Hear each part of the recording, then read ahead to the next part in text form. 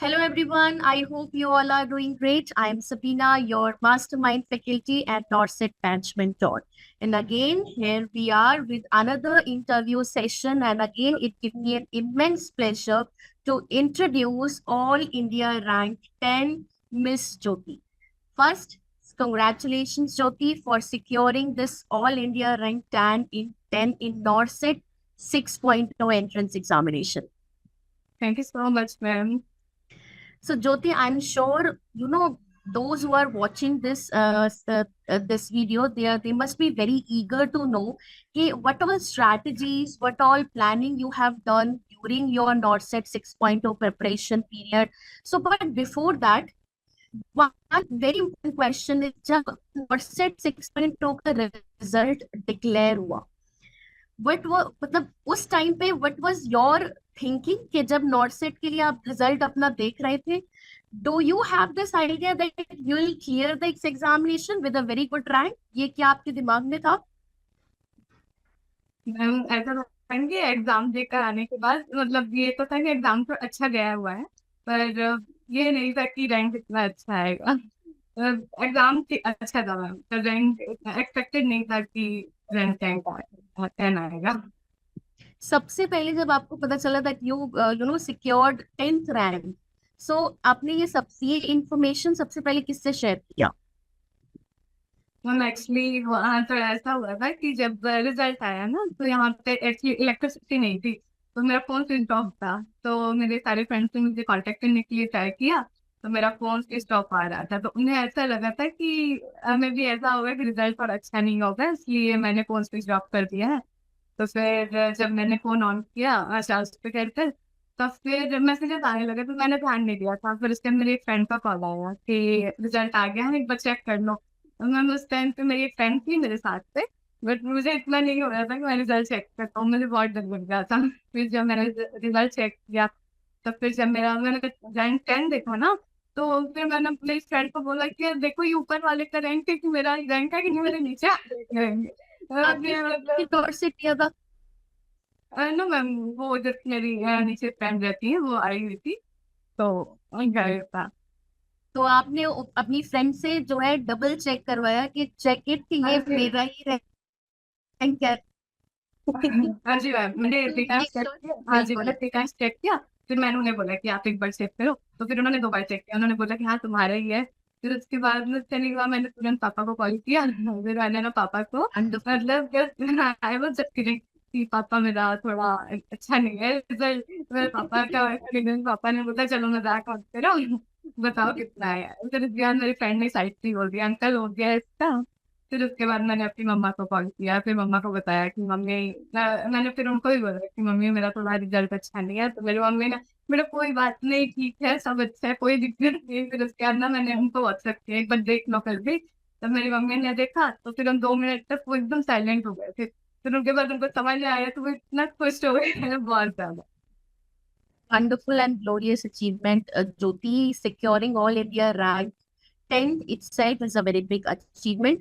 But before we'll proceed with the strategy and your journey part, I really want to know that ये जो नॉर्सेट आपने 6.0 जो दिया है 6.0 का एग्जामिनेशन, क्या ये आपने पहली बार अटेम्प्ट किया है और ये आपका मल्टीपल अटेम्प्ट पे? नहीं ma'am, it was my third attempt. मैंने नॉट से 4 दिया था। तो उस टाइम पे आई वॉज सिलेक्टेड। तब मेरा मुझे एम्स देवघर अलॉट हुआ था। मैं नॉट से 4 में, तब मैंने एम्स देवघर ज्वाइन कर लिया था। And currently I am working in AIIMS Deoghar. सो नॉर्सेट 4 आपने जब आपने दिया था तो आप सेलेक्ट हो गए थे, यू गॉट सेलेक्टेड इन हाँ जी NORCET ma'am. 4.0 is very great, and then you are still working there. Yes for उसके बाद आपने नॉर्सेट 6.0 दिया and once you have clear the NORCET that means you are a champion. So आपने जब thank दोबारा you ma'am. NORCET दिया 6.0 again in one attempt you have cleared with a very good rank. But here I really want to know, जब आपने नॉर्सेट 4 दिया था उस time पे आपकी क्या रैंक थी? मैम उस टाइम पे मेरी रैंक 1451 थी। तब भी मैंने एनएनएल से प्रिपरेशन किया था, मतलब मैंने वन टाइम एनएनएल का प्लान सी परचेस किया था। उसमें मैंने मतलब नॉर्थ फोर में सिलेक्शन लिया, फिर वही था 1 ईयर का प्लान था मेरा। फिर नॉर्थ 5 भी मैंने दिया था, पर उस पे जो मुझे ड्रीम चाहिए था इन वो नहीं मिला था, थोड़ा रैंक ज्यादा हो गया था। फिर अभी नॉट सिक्स के लिए भी वही प्लान मेरा कंटिन्यू था, लास्ट में मैंने भी लिया। Here, I really want to address this because there are number of aspirants जो नॉट सेट देते हैं, but due to एक दो परसेंटाइल की वजह से, एक दो मार्क की वजह से वो उनका सिलेक्शन नहीं हो पाता। Here I really want to tell to all those students because यही चीज होती है कि जब हमारा सिलेक्शन नहीं हो पाता, so they feel very demotivated, right? कि लगता है कि एक दो मार्क की वजह से सिलेक्शन नहीं हो, but there are lot of examples, there are lot of students जो ये क्लेम, जैसे one of you have set this example on your own कि आपने जब 4.0 दिया था, that time you have secured one, what was your rank that time? 1000, 1000, right? आपकी rank 1000 पे थी एंड फ्रॉम 1000 से लेके आपने रैंक 10 सिक्योर किया। So again those who are watching this video, have self believe. देखो, सब कुछ स्टार्ट होता है आपके सेल्फ बिलीव से। ठीक है, जर्नी में अप्स एंड डाउन आते रहते हैं। आपने ट्राई किया, आपकी रैंक उतनी नहीं आई जो आपने जो सोचा था, जो एक्सपेक्टेड है, बट स्टिल आगे की जर्नी कंटिन्यू करनी है because we have fixed not set as well. आपने नॉट सेट का जो गोल है वो अचीव करना है, आपका टारगेट सेट है, then you can achieve the target. And yes, again, Jyoti, you yourself is a wonderful example to all the students, especially जिनका नॉट सेट 6.0 में जो बहुत ही कम परसेंट आई है, बहुत कम मार्जिन की वजह से जिनका नहीं हो पाया, and those who have done the hard work. So जितना भी हार्ड वर्क है वो वेस्ट नहीं जाएगा। All you have to do is continue your journey with self being that ये जो रैंक आपकी आई है, वो रैंक को अब आपको कन्वर्ट करना है in a single digit rank. Now Jyoti, I am sure here जितने भी हमारे स्टूडेंट अभी ये वीडियो देखे होंगे, they really want to know about your educational background and how you have started your journey of NORCET preparation, because you have mention that NORCET 4.0 आपने दिया है। सो बिफोर नॉट सेट 4.0 जब आपने दिया था, उसके बाद, because you said कि आपका जो सिलेक्शन हुआ नॉट सेट 4.0 में, it was a different location, and आप कहाँ पे जाते थे नॉट सेट 6.0 के लिए? मैम नॉट सिक्स 6.0 के लिए मैम सेंटर पूछते हैं। हाँ, मैम पटना। सो ज्योति, जब आपने नॉट सेट 4.0 दिया एंड लाइक यू सेड के एम्स देवघर आपको मिला वहां पे, एंड योर प्रेफर्ड जो आपकी जगह है एम्स रायपुर में आपको वर्किंग करनी थी, तो 4.0 के बाद से ही आपने प्रिपरेशन स्टार्ट कर दी थी कि यू वांट कि अब जब नॉट सेट आएगा तो मैं उसको दूंगी, एंड आई वांट माय जो मेरा एक लोकेशन है, मुझे वहीं रायपुर में ही जॉब करना है? मैम नॉट सिक्स 4 के बाद मैंने, जब मुझे एम्स देवघर अलॉट हुआ था, फिर मतलब जाना तो था, अपनी जगह जाना, मतलब मुझे ड्रीम एम्स चाहिए था मेरा, तो मैंने कंटिन्यू ही रखा जो मेरा स्टडी था, वो मैंने कंटिन्यू ही रखा जो था पूरा।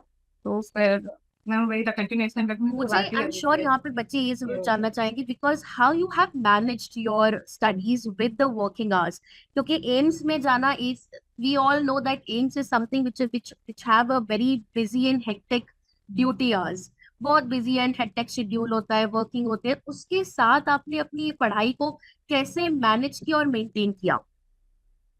मैम पहले तो ऐसा था ना कि हमारा जो स्टडी आवर्स होता था वो मेरा जो था वो 8 to 10 आवर्स था, पर एम्स में फिर आने के बाद जो था ड्यूटी दोनों एक साथ मैनेज करने के कारण स्टडी आवर्स कम हो गए थे, तो मैं 3 to 4 आवर्स ही दे पाती थी। तो मैम उस पर ऑलरेडी मेरे जो थ्योरी कंटेंट था वो तो मैंने कर रखा हुआ था, तो फिर अभी मैंने ओनली रिविजन पे ही फोकस किया। मुझे जितने भी मेरे थ्योरी है पूरे रिवाइज करना और क्वेश्चन प्रैक्टिस करना है। पर 3 to 4 आवर्स जो मैं देती थी अपने स्टडी को, मतलब वो इफेक्टिव स्टडी ऐसा मैं उसे देती थी कि मतलब उतना ही, क्योंकि मुझे एक माइंड सेट था कि इतना ही मैं टाइम दे पाऊंगी, क्योंकि ड्यूटी भी रहता है कुछ साथ पे, इसलिए।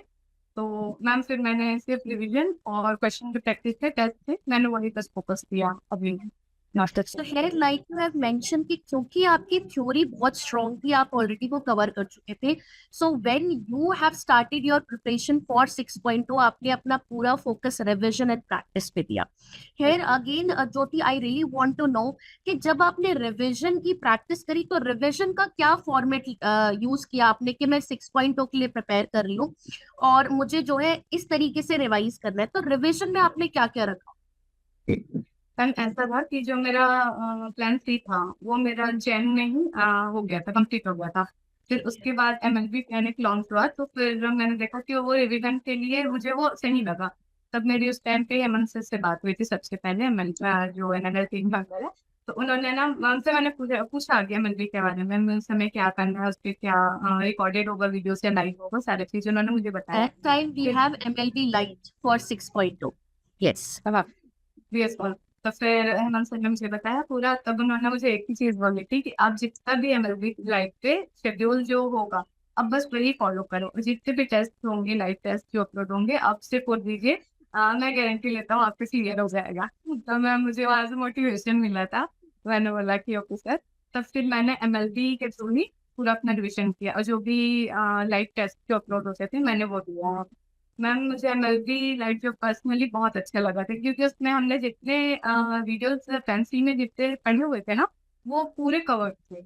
मतलब मतलब शॉर्ट पीरियड पे नहीं, वो पूरे हमारे जो भी थ्योरीज थे वो पूरे कवर करा दिए गए थे उसमें। तो वो रिविजन के लिए बहुत अच्छा विषय। सो बिकॉज ज्योति आपने अपना जो रिविजन से स्टार्ट किया 6.0 का journey, but here I really want you to tell student about this strategy कि अगर कोई बच्चा जो 7.0 के लिए प्रिपेयर कर रहा है, and because 7.0 examination is not that far, right?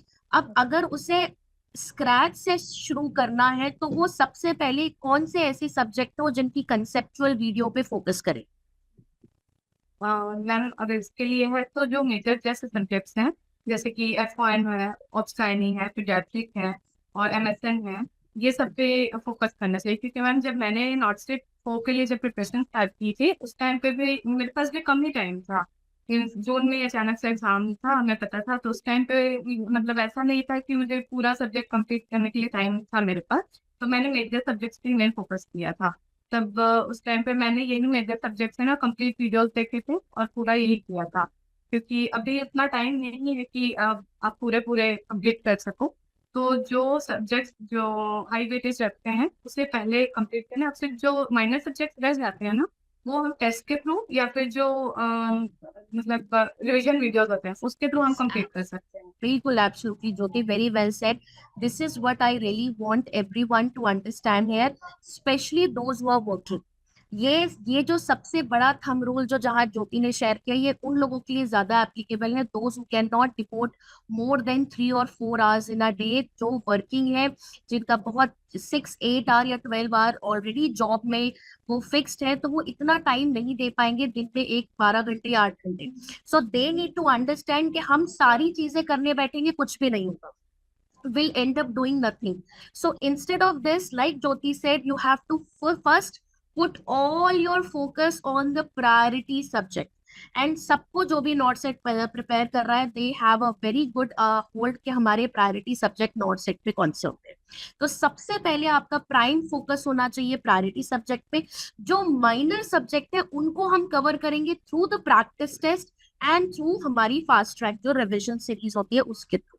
Yes ज्योति, यहाँ पे एक मेरा क्वेश्चन ये, बिकॉज ये सारे बच्चे ये जानना चाहते हैं, ये एट द एंड हर एक स्टूडेंट को ये फील चाहिए कि जब जब ज्योति ने जब प्रिपरेशन किया, so how much devotedly, how much time you can give in a day to your preparation. जब आप पढ़ते थे, वीडियोस लेक्चर देखे थे, कितना टाइम वीडियो लेक्चर को देखने में आप देते थे, कितना टाइम आप प्रैक्टिस टेस्ट को देते थे? क्या आप डेली बेसिस पे प्रैक्टिस टेस्ट देते थे? हाँ जी मैम। और मैम पहले तो नॉट एट 4 के लिए मैंने 8 to 10 आवर्स में डेली देती थी। तो उस टाइम पे मैं मतलब वीडियोस भी देखती थी। डेली मैं 2 से 3 वीडियोस देख लेती थी। फिर इवनिंग टाइम पे फिर मैं टेस्ट ही मतलब अटेंड करती थी, ओनली टेस्ट। क्योंकि ऐसा था ना, मॉर्निंग में अगर हम वीडियोस देख लेते हैं और इवनिंग में अगर हम उसके टेस्ट दिलाते हैं तो रिविजन भी हो जाता है, एंड साइड बाय साइड हम क्वेश्चन प्रैक्टिस भी हमारा हो जाता है। इसलिए वैसा शेड्यूल था। एक और यहाँ पे जो बड़ा इंपॉर्टेंट सवाल जो बच्चे पूछते हैं कि डेली बेसिस पे आप कितने क्वेश्चन एमसीक्यूज अटेम्प्ट करते हैं, और आइडियली कितने करने चाहिए अगर कोई न्यू स्टार्ट कर रहा है बच्चा MCQ practice? 100 to 200 question daily. Daily regularly करते थे? Yes ma'am, daily. अगर मैं बात करूँ नर्सिंग नेक्स्ट लाइट की, जब एमएल की लाइट आया था तो there are a variety of test जहाँ पे आपने जो है आपकी सुपर टेस्ट सीरीज स्टार्ट की थी, you have your an set start हुए थे, प्रीलिम्स एंड मेंस करके। तो ये सारे टेस्ट क्या आपके जब आप प्रैक्टिस करते थे तो इन टेस्ट के अलावा क्या कोई और सोर्स भी आपने रखा था कि ये टेस्ट करूंगी, इसके अलावा मैं बुक भी रेफर करूंगी? हाँ जी मैम, मैम जो लाइव टेस्ट अपलोड होते थे वो तो मैं देती थी, पर बुक्स में ना एनटेक्स हो गया, टारगेट हो गया, इनके क्वेश्चन भी सॉल्व करती हूँ उस वजह से। तो मैम क्योंकि ऐसे yes yes, please continue. Ma'am ऐसा था ना कि अगर मुझसे बहुत टाइम तक कोई एक चीज नहीं पढ़ी जाती थी, जैसे कि मैंने वीडियोस देख लिया, वीडियोस देखने के बाद अगर मुझे ऐसा लग रहा है कि अब मुझे थोड़ा सा और टाइम चाहिए, तो फिर उस टाइम पे फिर मैं थोड़े टेस्ट दिला लेती थी, फिर टेस्ट से भी थोड़ा बहुत लग जाता था, तब फिर मैं बुक्स पढ़ लेती थी। मतलब मैम ऐसा करके अपना तो शेड्यूल जो दिस है इज वो रखती दिस इज थी। The way you have tricked your mind. कई यस बार कुछ मैम। ऐसी स्ट्रेटजी यूज करते हैं कि जब हम अपना कंसंट्रेशन लूज कर रहे हैं, ये यहाँ पे अगेन ज्योति ने टू ऑल द स्टूडेंट्स, ये ज्योति ने कितना इतना वैलिड पॉइंट बोला है कि we are human being and we need to understand कि हमारी जो कंसंट्रेशन पावर है maximum we can hold up to 30 to 45 minute, not beyond that. तो उसके बाद हमें क्या है, या तो we can take a break, हम एक ब्रेक ले ले, बहुत इसलिए बोला जाता है कि take multiple breaks, frequent break लीजिए ताकि आपकी कंसंट्रेशन आपका फोकस हो सके whatever you are learning, जो भी आप पढ़ रहे हो। इन केस इफ कई बार ब्रेक लेने से भी स्ट्रेस बढ़ता है कि we are taking multiple break, हमने कुछ पढ़ा नहीं है लेकिन हम ब्रेक लेते जा रहे हैं। सो एक और स्ट्रैटेजी ये होती है, instead of just sitting idle और जस्ट टेकिंग मल्टीपल ब्रेक, आप दूसरी चीज स्टार्ट करो आपने फर्स्ट। लेकिन ये strategy, this is something which इसके अपने आप में फायदे भी है बट नुकसान भी है। तो हर किसी को अपने खुद के इंडिविजुअलाइज जो है तरीके से सोचना है, because every individual is different, we all have strength, we all have this, right? So this is something which again I would like to put focus here कि अगर आपको लगता है that you cannot give attention, you cannot concentrate more on a particular topic or through video, if you are watching the video for more than half an hour or more than 40 minutes, right? तो आप वहां पे pause ले लो, break ले लो, multiple break लो, या फिर उसके बाद प्रैक्टिस करने लग जाओ, बुक रेफर कर लो, मोबाइल से प्रैक्टिस कर लो, ताकि आपको एक जो था कि एक मोनोटनी ना आए कि मैं लगातार वीडियो देखती जा रही हूँ और मुझे फिर इस बीच नींद भी आ गई। सो दिस इज व्हाट यहाँ पे ज्योति ने बहुत ही ब्यूटीफुली कोट किया है, that you have to train your brain in such a way that you have to focus whatever you are doing, right? And Jyoti again यहाँ पे एक चीज जो सबसे इंपॉर्टेंट थी, specially in case of NORCET 6.0, 6.0 में एक ऐसा pattern of examination and movement पे नॉर्सेट एम्स वालों ने ऐड किया। What was your reaction when you got to know about this? Now NORCET 6.0 will be in 5 segments and every segment will have 20 question, 18 minutes duration. How you have managed this situation? Ma'am मुझे जब शुरू में ऐसा notice आया था ना कि 20 question and 18 minutes, तो Yes. थोड़ा लगा था कि कैसे होगा, क्योंकि टाइम मैनेज नहीं हो पाएगा। तो प्री में फिर पता चल गया, प्री जब हमने एग्जाम दिला था तब समझ आ गया कि हाँ, तब मुझे फिर ये पैटर्न बहुत अच्छा लगा, क्योंकि हम इससे क्वेश्चन पूरे कवर्ड हो जा रहे थे और उसके बाद टाइम भी मैनेज हो रहा था। फिर प्री से आने के बाद जब रिजल्ट आया प्री का, फिर जब मेंस के लिए जब प्रिपरेशन जब मैंने की, तब फिर मैंने उसी पैटर्न में पूरे टेस्ट दिए हैं। तब फिर मेरी प्रिपरेशन टाइम मैनेज को लेकर और बहुत अच्छे से हो गई थी। तब फिर जब मैंने मेंस में एग्जाम दिया तो हर सेक्शन में मेरे 5 to 10 मिनट्स बच ही जाते थे, मतलब Great. था कि मैं पूरा रिवाइज कर लूँ, तो फिर हो जाता था मैम। तो ये पैटर्न मुझे पर्सनली बहुत अच्छा लगा, क्योंकि पहले ऐसा होता था ना कि टाइम बहुत कम बच जाता था और क्वेश्चंस बहुत सारे होते थे, तो मैनेज नहीं हो पाता था, पर इसमें टाइम मैनेजमेंट बहुत अच्छे से हो गया। ये पैटर्न है इसका। एक क्वेश्चन जो यूनिवर्सल क्वेश्चन है, which is how to avoid negative marking while attempting the NORCET? What strategy you have applied when you were attempting your CBT NORCET? तो आपने ऐसा, क्योंकि नेगेटिव मार्किंग का ही खेल होता है, तो आपने क्या नेगेटिव मार्किंग के लिए कुछ स्ट्रेटजी बनाई थी? What was your strategy related to this? Ma'am negative marking तो मेरे भी बहुत होंगे और बहुत है, फिर मैंने जब क्वेश्चन प्रैक्टिस से ही उसे कम किया है, क्योंकि जब हो गया GAP का रिजल्ट आ गया, पता चल गया मेंस के लिए प्रिपरेशन करनी है, तब मैंने फिर फोकस किया नेगेटिव मार्किंग पे। क्योंकि प्री में मेरे बहुत सारे नेगेटिव मार्किंग्स हो चुके थे, तो फिर मुझे था कि अब नेगेटिव मार्किंग्स कम करना है। तब फिर मैंने कुछ टेस्ट में ऐसा रिस्क लिया कि जो नहीं पता है वो मुझे बिल्कुल भी नहीं करना है। जो क्वेश्चन मुझे डाउट है फिर नहीं पता है तो जस्ट ट्राई करने के लिए, फिर वैसे वैसे करके मैम धीरे धीरे वो कम होते गए। और जितना ज्यादा क्वेश्चन प्रैक्टिस और इस न्यू पैटर्न में आप टेस्ट अगर वो दिलाएंगे तो उससे मतलब उससे बहुत ज्यादा मतलब माइनस मार्किंग जो है ना, नेगेटिव माइनस मार्किंग वो कम हो जाएगी ma'am. Only question practice and test.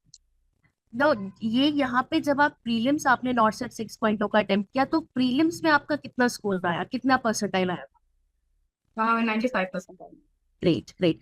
So prelims जब आपने दे दिया उसके बाद जब मेंस की, क्योंकि ये नॉट सेट 6.0 में ऐसा हुआ था कि आफ्टर प्रीलिम्स मेंस में थोड़ा गैप था।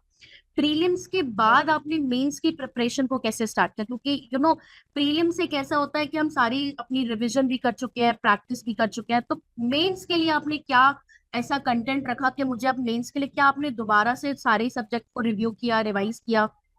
सो what you have done for your mains? तो मैम एक्चुअली ऐसा था कि बहुत कम ही टाइम था प्री और मेंस के बीच में।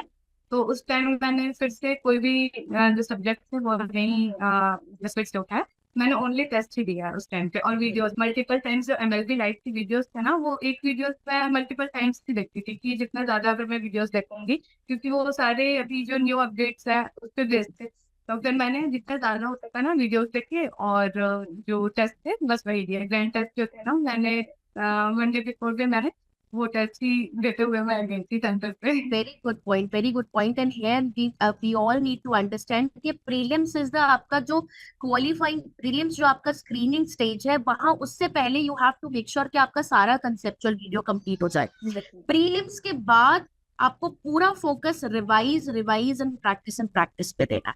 एंड हेयर ज्योति, अगेन यहाँ पे एक क्वेश्चन मैं पूछना चाहूंगी कि जब आपको पता था प्रीलिम्स एग्जामिनेशन से पहले जो 1 वीक का टाइम होता है, वो 1 वीक के टाइम में आप आपने ऐसा क्या आपने सेल्फ नोट्स बनाए थे? So what was your last minute revision?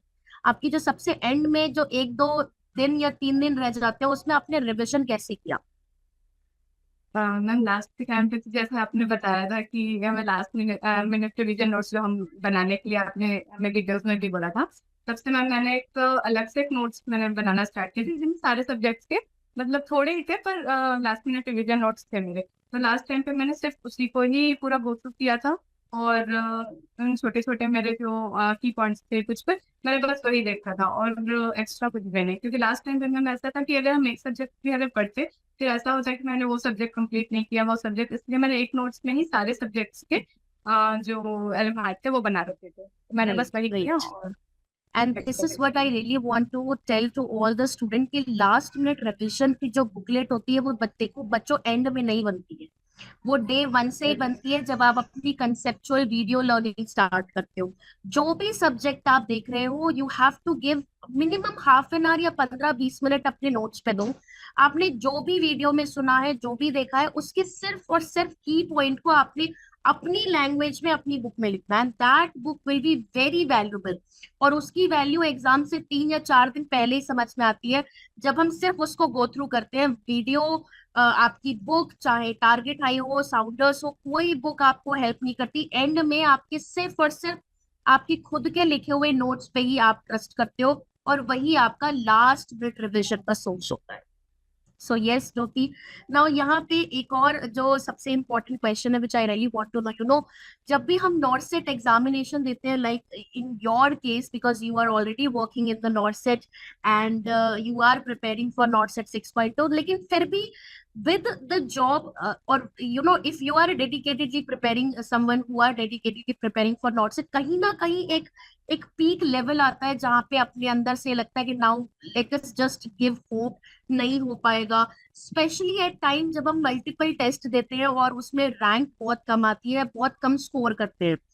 तो क्या कभी आपके during your preparation have you faced such issue, जहाँ पे आप बहुत सारे टेस्ट दे रहे हो और लगातार आपके टेस्ट में बहुत कम स्कोर आ रहा है and you are not able to improve your score? तो उस टाइम पे अगर कभी ऐसा आया तो आपने क्या स्ट्रैटेजी करी जिससे कि you will not lose your moral कि एक मेरी जो है कम स्कोर आते जा रहे हैं, मैं कुछ शायद गलत, मैं सही से प्रिपेयर नहीं कर रही।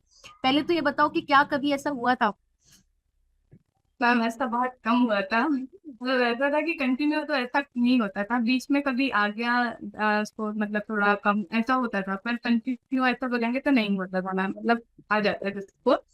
पर मैम जब ऐसा था कम कि आया था तब क्या किया फिर आपने?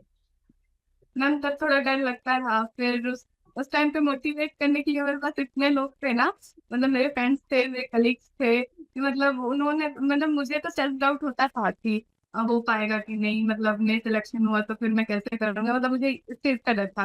लेकिन जो मेरे फ्रेंड्स और मेरे कलीग्स थे ना, मेरे यहाँ एम्स के जो कलीग्स थे, उनको मुझसे भी ज्यादा भरोसा था कि मेरा हो जाएगा। मतलब उन्होंने लास्ट तक बोला है कि आपको हो जाएगा, हमें पता है आपको हो जाएगा, अगर मुझे ही था कि अगर नहीं हुआ तो मैं क्या करूंगी, फिर तब अपने वापस अपने कब जाऊंगी। मतलब हाँ मैम, तो मोटिवेट करने के लिए मतलब मैम मेरे, मतलब फ्रेंड्स कलीग और मेरे पेरेंट्स मतलब थे ही हमेशा, तो ऐसा मतलब नहीं हुआ है मेरे साथ। Oh, great, great. This is what we really need in the journey in this NORCET preparation. And here I really want to say to everyone because ये एक जर्नी ऐसी है जहाँ पे आपका जो टारगेट है उसको कोई भी टारगेट हो, जब हम अचीव करने के लिए dedicatedly we have we have took the decision that now we have to achieve this target, we have to achieve this goal. So journey में जो मैराथन होती है उसमें अप्स एंड डाउन आते ही हैं, but again we have to be strong enough. आपको again वही चीज बोलूंगी, सेल्फ बिलीव रखना है कि जितनी भी हर्डल आए, जितना भी कभी लो फील करो, मेक श्योर कि अगर जो है ये टारगेट आपने सेट किया है वो अचीव हो सकता है। All you have to do is maintain the consistency, like Jyoti said, day one से ही कंसिस्टेंट रहना है। अब जो भी आपको पढ़ना है, आपका आपका गोल क्लियर होना चाहिए, आपकी सेट टाइम टेबल होना चाहिए। एंड आई एम श्योर ज्योति, आपने क्या कभी आपने टाइम टेबल बनाया अपने लिए डेली रेगुलर बेसिस पे? मैंने ऐसा कोई टाइम टेबल नहीं बनाया था, मतलब जब तो मैंने बताया कि मुझे अगर वीडियोस देखना है, वीडियोस के बाद अगर मुझे ब्रेक चाहिए तो मैं क्वेश्चंस कर ले रही हूँ, फिर बुक्स पढ़ ले रही हूँ, मैंने ऐसा ही किया। तो ये भी टाइम टेबल मैंने ट्राई किया था बनाने का, फिर मैं उसे फॉलो नहीं कर पाती थी, मैं अपने अकॉर्डिंग ही पढ़ती थी, कि क्योंकि मुझे अगर एक सब्जेक्ट पढ़ते हुए बहुत टाइम हो गया तो फिर मुझे थोड़ा सा लगता था कि अब दूसरा पढ़ लेते हैं, तो उससे इंटरेस्ट आता था कि हाँ दूसरा सब्जेक्ट कर लेते हैं, फिर ऐसा सारे सब्जेक्ट भी कंप्लीट हो गए और मैं पढ़ाई भी हो जाती थी। तो फिर मैम वैसा बट, लेकिन मैंने डेली किया, जो भी था मेरा शेड्यूल था मैंने डेली फॉलो किया था। अगर इन केस अगर कभी मैं फॉलो नहीं भी कर पाती थी तो एटलीस्ट मैं एक टेस्ट तो देकर ही सोती थी, क्योंकि मतलब ऐसा नहीं था कि एक भी दिन गैप होना चाहिए, क्योंकि अगर एक भी दिन आपने गैप कर दिया तो फिर नेक्स्ट डे जो होता था मैम, फिर वो वैसा नहीं होता था, जैसे कंटिन्यूएशन हम रखते हैं ना स्टडी में अपने, वैसा नहीं होता था। इसलिए अगर नहीं है मन, या फिर कुछ ऐसा हो रहा है कि आप पढ़ नहीं पा रहे हो एक दिन, तो एटलीस्ट आप एक टेस्ट दे लो और फिर उसके बाद सो जाओ, पर डेली रनर्स की जो पढ़ाई है वो। सो खैर ज्योति, आई स्टिल रिमेम्बर जब एमएलटी लाइट आया था for NORCET 6.0 entrance examination, तो एमएलटी लाइट में there are n number of test जो 6.0 के प्रिपरेशन के लिए निकाले गए थे। Have you attempted all these test जिसमें वैरायटी ऑफ पैटर्न था, NNSAT, high yield topic, grand test, system wise test? क्या आपने वो सारे टेस्ट अटेम्प्ट किए थे? हाँ मैम, मैंने ग्रैंड टेस्ट दिया था, और जो लाइव अपलोड होते थे मैंने वो टेस्ट दिए थे, और जो ग्रैंड टेस्ट मैंने वो दिया। सो डू यू फील कि कहीं ना कहीं वो जो टेस्ट थे वो हेल्पफुल रहे आपके नॉट सेट में? Yes ma'am, yes ma'am. Ma'am वो टेस्ट ऐसे मैम प्रिपेयर किए गए थे ना, कि उसपे था कि हमें जो क्रिटिकल थिंकिंग होती है वो यूज करना होता है, वैसे भी वो टेस्ट, और वही चीज से एम्स में भी, एम्स के जो क्वेश्चन आता है ना, नॉट सेट का क्वेश्चन आता है, उस पे भी वो था। तो मैम वो जितने भी ग्रैंड टेस्ट है उसके रैशनल्स मतलब बहुत अच्छे हैं। हम एक अगर क्वेश्चन कर रहे हैं तो उसके रैशनल में हमें 5 क्वेश्चन के आंसर मिल जाते थे, ऐसा था। तो हाँ जी, तो ग्रैंड टेस्ट जो था वो मैम बहुत ज्यादा हेल्पफुल रहा है। So again I really hope जितने भी बच्चे हमें यहाँ देख रहे हैं, they have got a lot of point for their नॉर्सेट 7.0 preparation journey, because सारे बच्चों ने अपनी प्रिपरेशन जर्नी स्टार्ट कर दी है and they are just about कि जितने भी इंटरव्यू हो रहे हैं वहां से वो उनकी स्ट्रैटेजी सुन रहे हैं, because this is what they we need to, as a student we need to focus, because अगर as a student if I am preparing for NORCET, so I can get inspired from others.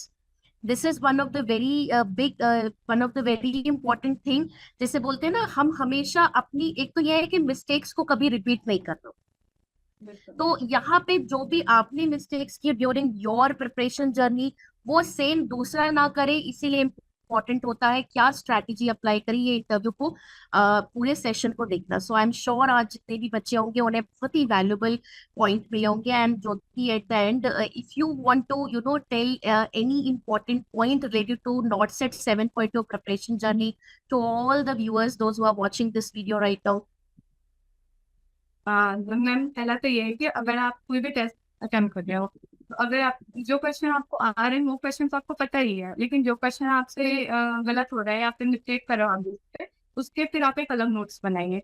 क्योंकि उसके through ये होगा ना कि आप फिर उस नोट्स को तो पढ़ना ही है, तो जब उसको पढ़ते जाएंगे तो फिर उससे हमें मतलब नेक्स्ट टाइम वो मिस्टेक नहीं होगा। तो जितने भी गलती हो रहा है या मिस्टेक हो रहा है, रॉन्ग हो रहे हैं जो क्वेश्चन, उसके अलग एक नोट्स, क्योंकि हम जो रेशनल्स होते हैं ना, जो क्वेश्चन टेस्ट में दिलाते हैं, रैशनल मतलब बहुत अच्छे होते हैं। उसके हमें बहुत सारे आंसर मिल जाते हैं। एक रैशनल भी अगर हम जैसे पढ़ रहे हैं तो उसमें बहुत सारे आंसर मिलते हैं। तो उसके एक अलग नोट्स बनाने हैं, और उसको मीन्स वीकली आप रिवाइज कर लीजिए एक बार, तो फिर वो नेक्स्ट टाइम जब होगा ना तो मिस्टेक नहीं होता। तो ये बहुत माइनर माइनर सी चीजें होती है जो मतलब नोट्स के एग्जाम में पूछता है। तो हमें लगता है ना कि बहुत बड़ा कुछ हो गया, पता नहीं, और ऐसा नहीं होता है, बहुत माइनर सी चीजें होती है। तो फिर वो सब चीज जो हम नोट्स बनाए होते हैं ना, उससे पे ही होता है। तो बस एक नोट्स प्रिपेयर करके फिर उसे कोई मतलब गो थ्रू करने से फिर वो जो है हो जाता है कि नेक्स्ट टाइम वो रिपीट नहीं होगा। और मैम वेरी जो भी अभी एस्पिरेंट्स हैं उनको तो बस यही है कि कंटिन्यूएशन बस रखना है। और डेली डेली में आपको पढ़ाई तो डेली करनी है। अगर आप टेस्ट भी अगर अल्टरनेट डेज पे अगर आप दे रहे हैं तो लेकिन स्टडी जो है वो कंटिन्यू में रखो, और क्वेश्चन प्रैक्टिस जितने से जितना ज्यादा हो सके फिर वही करना है। Bilkul, absolutely. Very well said. So here Jyoti has put more emphasis on especially the practice and revision part. Revise, revise, revise. Revision students, देखो जब आप सारी वीडियो खत्म कर लोगे उसके बाद एग्जाम से 1 मंथ पहले रिविजन स्टार्ट नहीं होती है। Here you need to understand revision उसी दिन स्टार्ट होती है जब आप पढ़ना शुरू करते हो। बिकॉज जो भी आप पढ़ते हो डेली बेसिस पे, you have to build this habit of revising whatever you have learned throughout the day। ये डे वन से ही आपको इनबिल्ट प्रैक्टिस करनी पड़ेगी।